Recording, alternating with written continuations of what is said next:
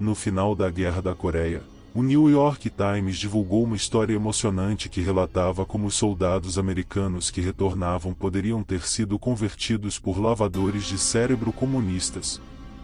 A narrativa popularizou-se com a ideia de que algumas tropas estavam confessando crimes de guerra, enquanto outras adotaram a ideologia comunista e recusaram-se a voltar para casa.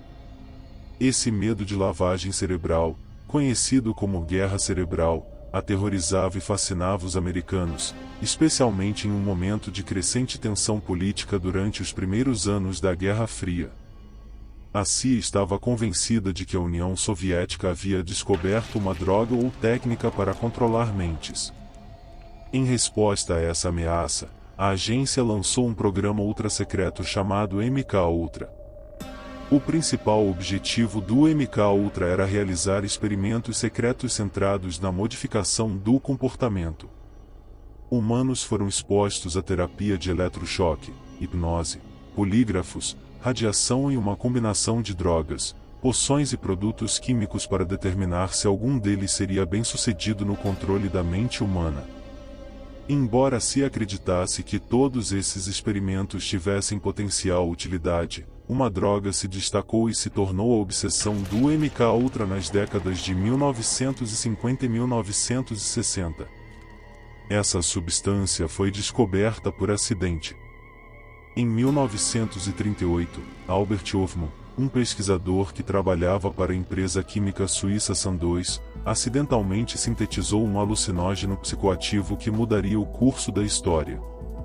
Hofmann estava tentando desenvolver um composto químico que estimulasse o sistema respiratório e circulatório, mas acabou criando a ditilamida do ácido lisérgico, ou LSD-25.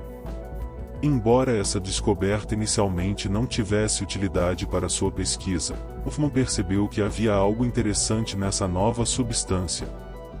Os animais expostos a ela apresentaram níveis estranhos de excitação e comportamento peculiar. Após 5 anos, Hofmann decidiu sintetizar o LSD novamente em seu laboratório, despertando seu interesse pelos resultados dos testes anteriores. Em 19 de abril de 1943, Hofmann embarcou na primeira viagem de ácido do mundo. Minutos após tomar a substância, ele começou a sentir tontura, ansiedade, distorções visuais e uma vontade repentina de rir. Enquanto voltava para casa de bicicleta, Hofmann relatou que tudo em seu campo de visão parecia oscilar e distorcer-se como se estivesse sendo visto através de um espelho curvo. Ao chegar em casa, ele experimentou uma sucessão de efeitos psicodélicos que variavam entre inquietação extrema e uma sensação de bem-estar ampliada. Hoje, o dia 19 de abril é considerado o Dia da Bicicleta na Suíça, em homenagem à famosa viagem de bicicleta de Albert Hofmann após consumir LSD. Esse episódio despertou o interesse de Hofmann e de outros pesquisadores sobre as propriedades psicodélicas do LSD. A descoberta do LSD por Hofmann atraiu a atenção da CIA, que viu o potencial da substância para ser usada como uma arma de controle mental. Sob o programa MK-Ultra, a agência iniciou uma série de experimentos secretos com LSD, administrando a droga a pessoas sem o seu conhecimento ou consentimento. Esses experimentos foram conduzidos em vários locais, incluindo universidades, hospitais e até mesmo bordéis. Os participantes, muitas vezes desavisados, foram submetidos a altas doses de LSD e observados de perto pelos cientistas da CIA.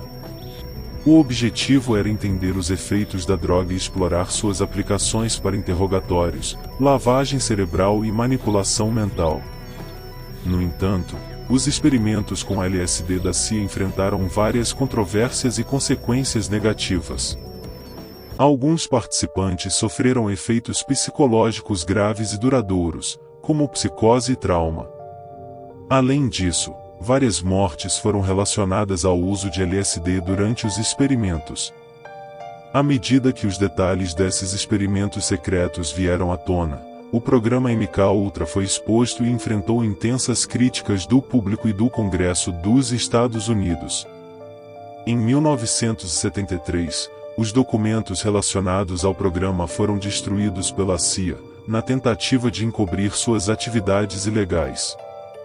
No entanto, a história do LSD e dos experimentos secretos da CIA continuou a fascinar e intrigar as pessoas. O uso recreativo do LSD se popularizou nos anos 60 e 70, com a contracultura e o movimento hippie abraçando as experiências psicodélicas proporcionadas pela droga. Hoje, o LSD é considerado uma substância controlada em muitos países e seu uso é ilegal na maioria das circunstâncias.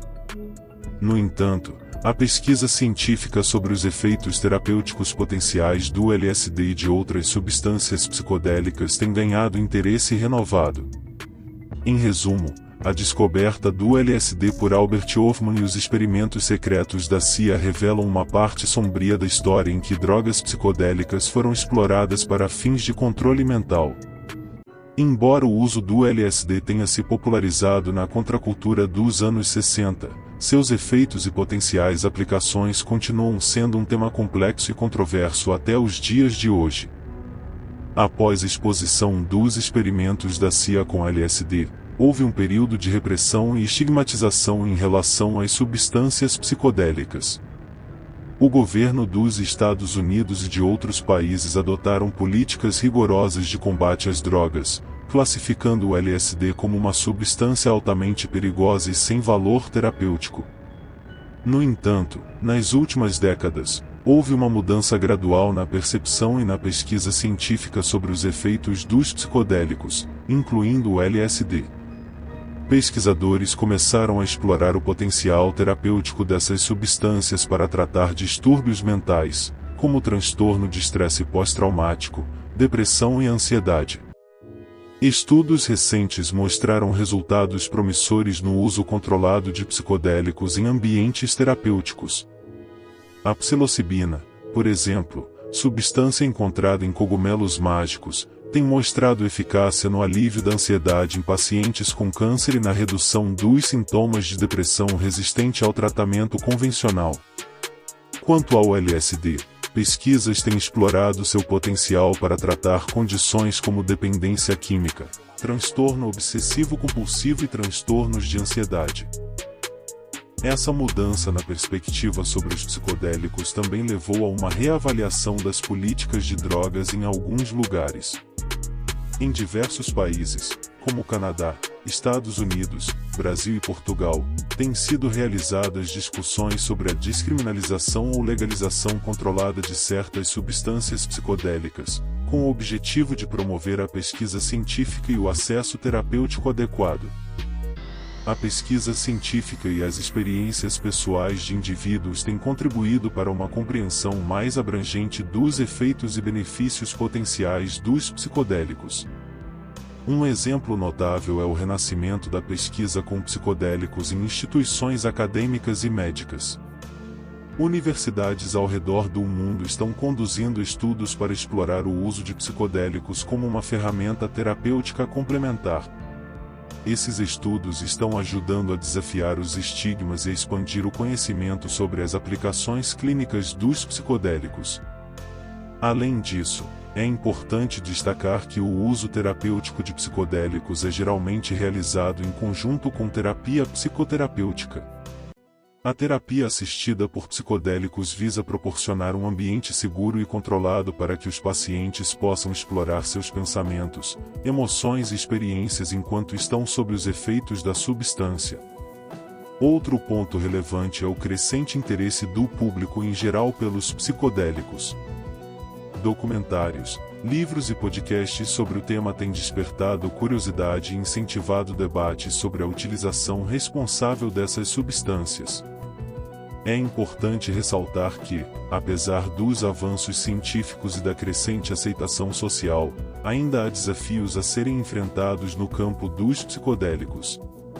A legislação em muitos países continua a proibir o uso e a posse dessas substâncias, dificultando a pesquisa e o acesso aos benefícios potenciais. No entanto, com base nas evidências científicas e nas histórias de sucesso terapêutico, muitos especialistas estão defendendo uma abordagem mais aberta e informada em relação aos psicodélicos. Argumenta-se que uma regulamentação adequada, combinada com a educação pública, pode ajudar a minimizar os riscos e maximizar os benefícios terapêuticos dessas substâncias. Em suma, os estudos e a conscientização crescente sobre o potencial terapêutico dos psicodélicos têm gerado um movimento de reavaliação e revalorização dessas substâncias. A pesquisa científica e a discussão pública estão promovendo uma compreensão mais informada e um debate sobre como integrar essas substâncias no contexto da saúde mental e do bem-estar humano.